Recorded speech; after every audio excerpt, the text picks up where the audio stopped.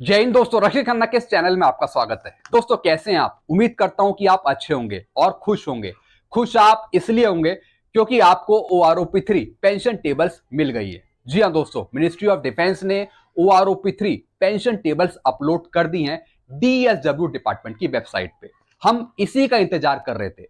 मैंने आपको पहले वीडियो में बताया था कि कहीं ना कहीं OROP3 टेबल्स बहुत जल्द आपको मिलने वाली है। जो मेरा अनुमान था वो लगभग सही साबित हुआ। सितंबर के महीने में ही आपको OROP3 पेंशन टेबल्स मिल गई है। जी हां दोस्तों, सारी जानकारी दोस्तों आज के इस वीडियो में मैं आपको समझाऊंगा। कितनी आपकी पेंशन बढ़ी, क्या आपको नुकसान हुआ या फायदा हुआ, कितना आपका एरियर बनेगा, सब कुछ मैं आपको बताऊंगा। क्या OROP3 में भी विसंगतियां हैं, ये भी मैं आपको आगे बताऊंगा। तो दोस्तों वीडियो में आप शुरू से लेकर आखिरी तक बने रहेगा। वीडियो को आप पूरा देखेगा, स्किप मत करेगा। वीडियो में आगे बढ़ने से पहले एक छोटी सी अपील कर रहा हूं। अगर आप पहली बार मेरा चैनल देख रहे हैं या फिर ये वीडियो देख रहे हैं तो आप मेरा चैनल सब्सक्राइब भी कर सकते हैं, जिसका नाम है रक्षित खन्ना, क्योंकि ऐसी जानकारियां अक्सर आपको मिलती रहती है इस चैनल के माध्यम से। चैनल को आप जरूर सब्सक्राइब करें ताकि जो मेरे वीडियोस के नोटिफिकेशन है वो आपको टाइम पर मिलते रहे। और ऑथेंटिक जानकारी लेने के लिए आप चैनल को आप जरूर सब्सक्राइब करें। सबसे पहले दोस्तों मैं आपको कुछ मेन पॉइंट बताऊंगा OROP3 के बारे में। इन टेबल्स को मैंने एनालाइज किया, सही से देखा, तो मैंने कुछ पॉइंट निकाले हैं। सबसे पहले मैं आपको कुछ पॉइंट बताने वाला हूं OROP3 के बारे में। इसके बाद मैं आपको टेबल समझाऊंगा। सबसे पहले दोस्तों मैं आपको लेटर समझा रहा हूं। जैसा आपको पता है 10 जुलाई को एक लेटर निकला था OROP3 का। हालांकि ये DSW डिपार्टमेंट की वेबसाइट पे अवेलेबल नहीं था, लेकिन दोस्तों 10 जुलाई का लेटर अब अपलोड हो चुका है DSW डिपार्टमेंट की वेबसाइट पे। वहां जाकर आप चेक कर सकते हैं। फिर दोस्तों इस लेटर के ऊपर टेबल्स हैं, टेबल्स भी जारी हो गई हैं फाइनली। तो दोस्तों ये लेटर था 10 जुलाई का, इसके बाद टेबल्स आ गई हैं 4 सितंबर 2024 को। जी हां दोस्तों, तो टेबल्स भी आप डाउनलोड कर सकते हैं DSW डिपार्टमेंट की वेबसाइट से। दोनों लेटर आपको मिल जाएंगे, एक तो 10 जुलाई का लेटर, दूसरा 4 सितंबर 2024 का लेटर विद टेबल्स, टेबल के साथ। अब दोस्तों मैं आपको कुछ की पॉइंट समझाने वाला हूं। क्या OROP3 में भी विसंगतियां हैं, जिस तरीके से OROP1 में विसंगतियां थी या फिर जिस तरीके से OROP2 में विसंगतियां थी? मैं आपको कुछ पॉइंट समझा रहा हूं। सबसे पहला पॉइंट है, पेंशन में विसंगतियां OROP3 में भी जारी। बिल्कुल दोस्तों, जिस तरीके से OROP1 में विसंगतियां थी, जिस तरीके से OROP2 में प्रॉब्लम थी पेंशन पे, सेम दोस्तों यही कैरी फॉरवर्ड हो गई है OROP3 में। OROP3 में भी बिल्कुल सेम विसंगतियां हैं OROP1 जैसी, OROP2 जैसी। कोई विसंगतियां ठीक नहीं करी हैं गवर्नमेंट ने, मिनिस्ट्री ऑफ डिफेंस ने या फिर CGDA ने। तो सबसे पहला पॉइंट तो यह है। फिर है दोस्तों दूसरा पॉइंट, एक्स ग्रुप की भी विसंगतियां हैं। जैसे OROP2 में दो टेबल्स थी, table number 7, table number 8, pre और पोस्ट एक्स ग्रुप का, वैसे ही दोस्तों OROP3 में भी बिल्कुल दो टेबल है, टेबल नंबर 7, टेबल नंबर 8। यानी प्री की अलग टेबल और पोस्ट की अलग टेबल, प्री 2016 और पोस्ट 2016। तो एक्स ग्रुप की विसंगतियां भी OROP3 में शामिल हैं, ये अभी तक सॉल्व नहीं हुई है। तीसरा पॉइंट, जेसीओस एससीओस को फिर नुकसान, ज्यादा फायदा नहीं। जिस तरीके से OROP2 में ज्यादा फायदा नहीं मिला था, पेंशन माइनस में आ गई थी, तो दोस्तों इसी तरीके से माइनस में पेंशन है, माइनस में पेंशन है। फिर से कहीं ना कहीं नुकसान किया है जेसीओस का, एससीओस का। मैं बात कर रहा हूं नायब सूबेदार से लेके ऑनरी कैप्टन तक का। अभी भी प्रॉब्लम्स हैं OROP3 में, मैं आपको आगे बताऊंगा जब मैं आपको टेबल समझाऊंगा।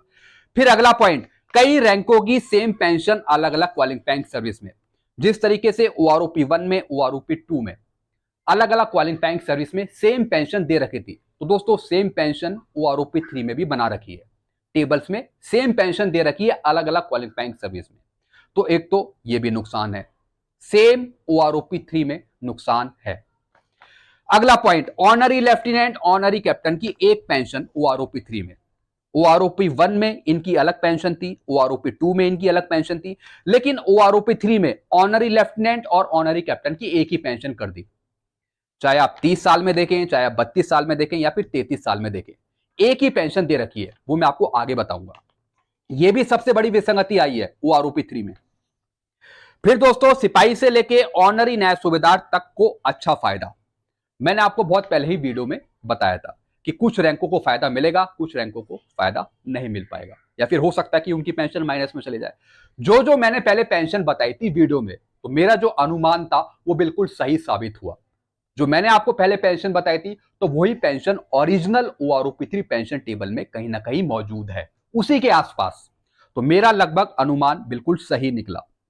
तो दोस्तों, सिपाही से लेके ऑनरी न्याय सूबेदार तक को फायदा मिला है, उनकी पेंशन बढ़ी है, लगभग 1500 से ऊपर की बढ़ोतरी है, 1500 से ऊपर की, सिपाही से लेके ऑनरी न्याय सूबेदार तक की रैंक को अगर हम OROP2 की तुलना देखें। अगला पॉइंट, सूबेदार 28 साल 30 साल पर जबरदस्त नुकसान। सूबेदार को, जेसीओस को, एससीओस को नुकसान है। OROP3 में भी अभी तक कोई विसंगतियां नहीं सुधरी हैं। एक ये सबसे बड़ी दुख की बात है, इतना टाइम भी लगाया लेकिन तभी भी विसंगतियां दूर नहीं हुई। जैसा कि बताया जा रहा था कि टेबल्स कहीं ना कहीं पहले ही लॉन्च हो जाती, लेकिन कुछ विसंगतियां पाई गई, इसलिए दोबारा CGDA को दे दी गई। लेकिन सुधरी कहां गलतियां? गलतियां तो अभी भी हैं, अभी मैं आपको आगे बताऊंगा। अगली जानकारी, MACP वाली विसंगति OROP3 में भी रहेगी। जी हां दोस्तों, 2006 से जो पहले आए हैं पेंशनर्स, उनको OROP3 में भी नुकसान उठाना पड़ेगा। उनकी पेंशन अभी भी इक्वल नहीं हो पाएगी जो 2006 के बाद आए हैं उनके समान। OROP3 में फायदा मिलेगा जिनको MACP मिलेगी जो 2006 के बाद आए हैं, लेकिन 2006 से जो पहले आए हैं उनको फायदा नहीं मिल पाएगा MACP का। उनकी पेंशन नहीं बराबर हो पाएगी 2006 के जो बाद आए हैं उनके समान, जैसे मैंने आपको अभी बताया। तो दोस्तों, मैंने आपको लेटर समझाए, कुछ पॉइंट समझा दिए OROP3 के। एक और चीज दोस्तों, जो प्री मैच्योर हैं, जो 1 जुलाई 2014 को या फिर 1 जुलाई 2014 के बाद आए हैं, उनको OROP3 का फायदा नहीं मिलेगा, जिस तरीके से उन्हें OROP2 का फायदा नहीं मिला था। तो जो OROP2 की विसंगतियां थी, वही सेम विसंगतियां, वही सेम प्रॉब्लम OROP3 में भी है। प्री मैच्योर को बाहर रखा गया है, जैसा कि पहले लेटर में बताया गया था, जो 10 जुलाई का लेटर आया था।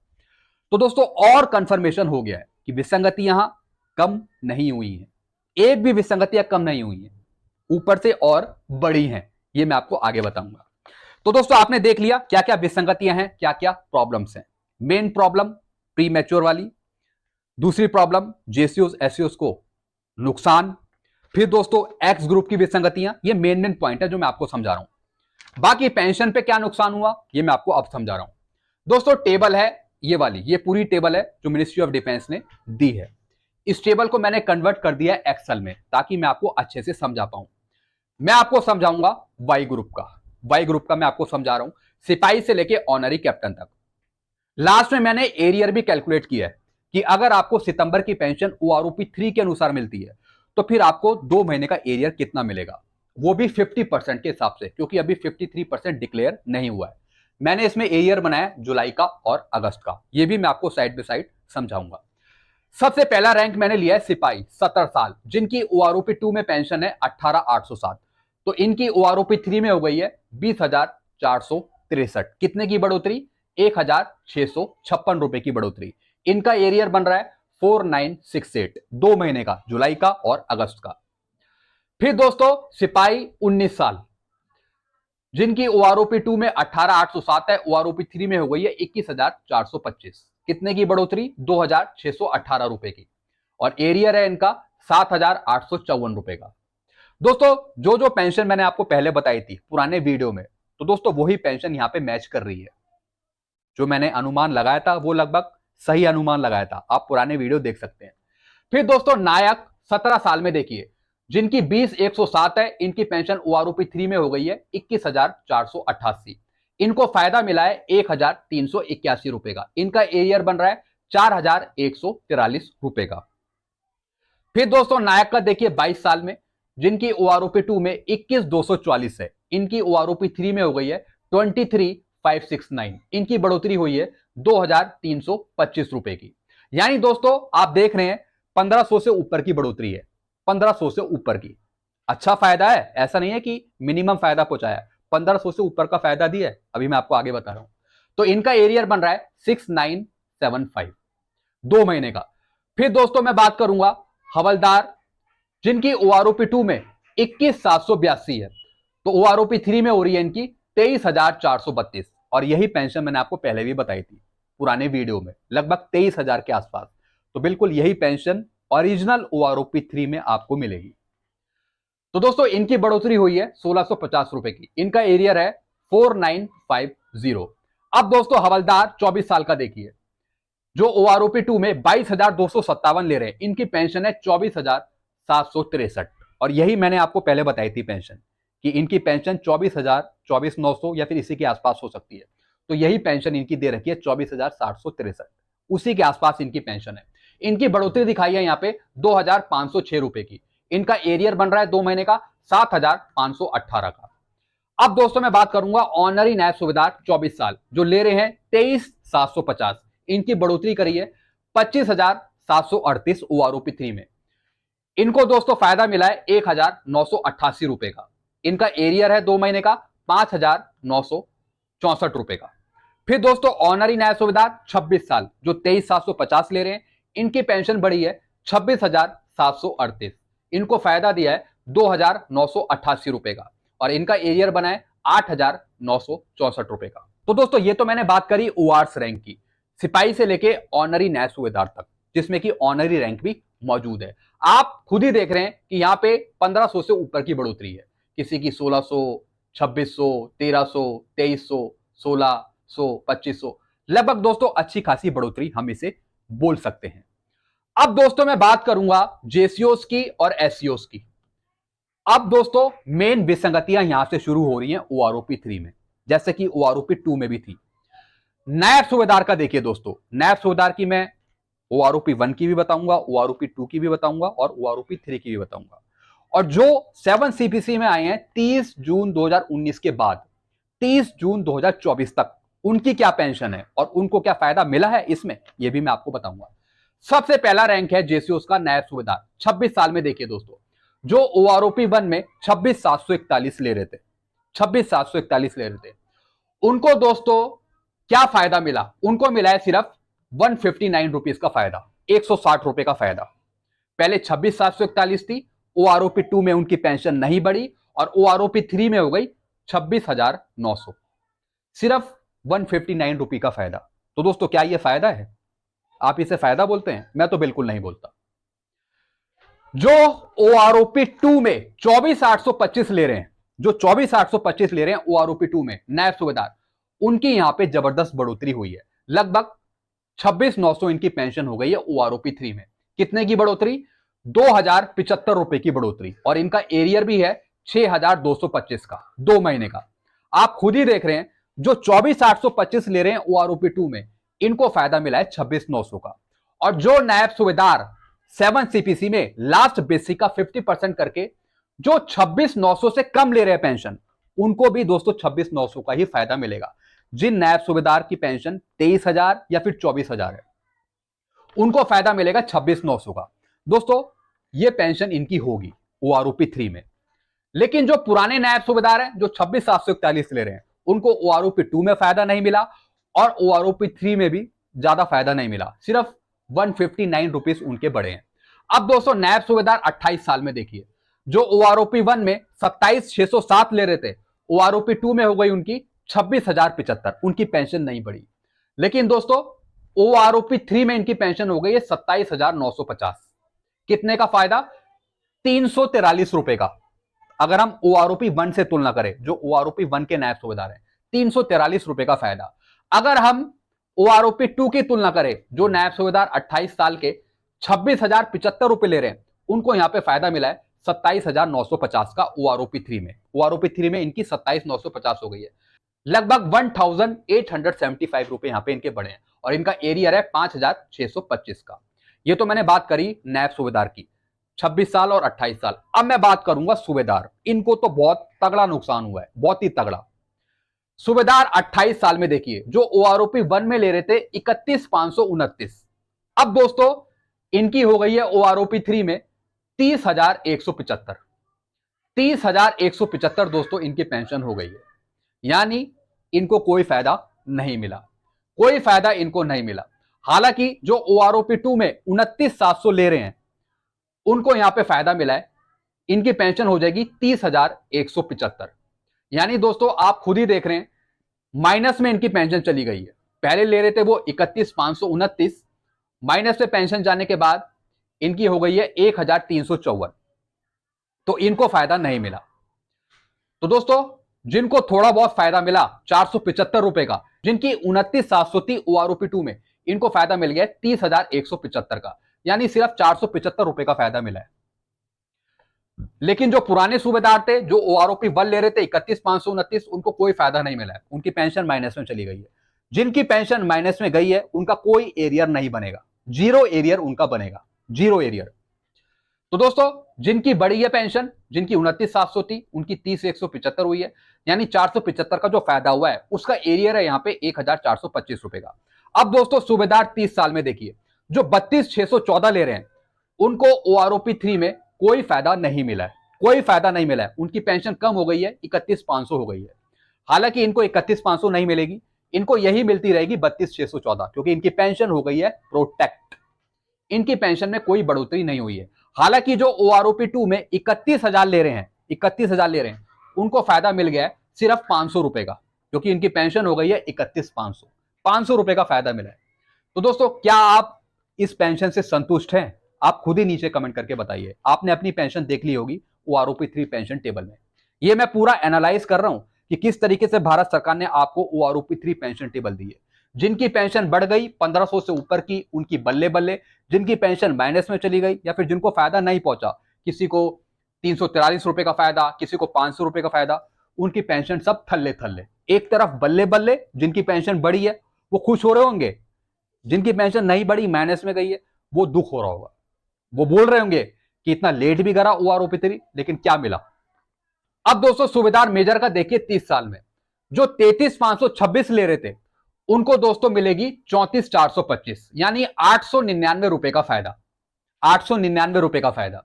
और जो OROP2 में 31,625 ले रहे थे उनको मिला है डबल फायदा, उनकी पेंशन हो जाएगी 34,425, यानी 2,800 रुपए का फायदा। तो दोस्तों आप यहां पे डिफरेंस देख रहे हैं, यानी जो पुराने सूबेदार मेजर हैं OROP1 के, उनको फायदा दिया सिर्फ 899 का, और जो 7 CPC में आए या फिर जो OROP2 ले रहे हैं उनको यहां पे फायदा दिया 2,800 रुपए का। आप खुद ही देख रहे हैं, डिफरेंस देख रहे हैं दोस्तों पेंशन में। ये दोस्तों विसंगतियां, एक्चुअल विसंगतियां जो मैं आपको समझा रहा हूं। ऑनरी लेफ्टिनेंट का देखिए, ऑनरी लेफ्टिनेंट और ऑनरी कैप्टन, इनकी पेंशन सेम कर दी, मैं आपको आगे बता रहा हूं। ऑनरी लेफ्टिनेंट 32 साल में देखिए, जो OROP1 में 41,352 ले रहे हैं उनकी पेंशन यहां पे करी है 42,625। जो OROP2 में 41,200 ले रहे हैं या फिर जो 41,200 से कम ले रहे हैं उनको फायदा दिया है 42,625 का, उनको अब ये पेंशन मिलेगी 42,625। और इनका एरियर भी दोस्तों लगभग 4,275 का है। और ऐसी अगर हम सूबेदार मेजर की बात करें तो इनको भी दोस्तों लगभग 8,400 का एरियर है इनका 2 महीने का। अब दोस्तों मैं बात करूंगा ऑनरी कैप्टन की 32 साल में जो 43,716 ले रहे हैं, उनकी पेंशन यहां पे नहीं बढ़ी है, उनकी पेंशन माइनस में चली गई है। कम नहीं होगी पेंशन, कम नहीं होगी, ये वही पेंशन लेते रहेंगे जो उनको पहले से मिल रही है, लेकिन इनकी पेंशन बढ़ी नहीं है OROP3 में। जो OROP2 में 43,675 ले रहे थे इनकी भी दोस्तों कोई पेंशन नहीं बढ़ी है, ना ही OROP1 के ऑनरी कैप्टन की कोई पेंशन बढ़ी है और ना ही OROP2 के ऑनरी कैप्टन की पेंशन बढ़ी है। हालांकि 7 CPC में जिनकी पेंशन 42,625 से कम है, जिनकी 42,625 से कम है उनको 42,625 रुपए मिल जाएंगे बेसिक पेंशन। तो दोस्तों यहां पे आप देख रहे हैं माइनस में पेंशन, माइनस में पेंशन, इनका कोई एरियर नहीं है, इनका कोई एरियर नहीं बनेगा जो माइनस में है, ये मैंने आपको पहले बता दिया। तो दोस्तों आपने इस तरीके से देखा कि किस तरीके से ये पेंशन दे रखी है। मैं यहां पे नुकसान मानूंगा नायब सूबेदार से लेके ऑनरी कैप्टन तक का। और आप OROP3 की पेंशन देखिए, ऑनरी लेफ्टिनेंट की और ऑनरी कैप्टन की सेम पेंशन दे रखी है 32 साल में, 42,625 ऑनरी लेफ्टिनेंट की और ऑनरी कैप्टन की 42,625, सेम पेंशन। दोस्तों सेम पेंशन कैसे हो गई? दोस्तों ऑनरी लेफ्टिनेंट और ऑनरी कैप्टन में कोई चेंज ही नहीं है, एक कैसे पेंशन हो गई इन दोनों रैंक की, बल्कि इन रैंकों में काफी डिफरेंस है।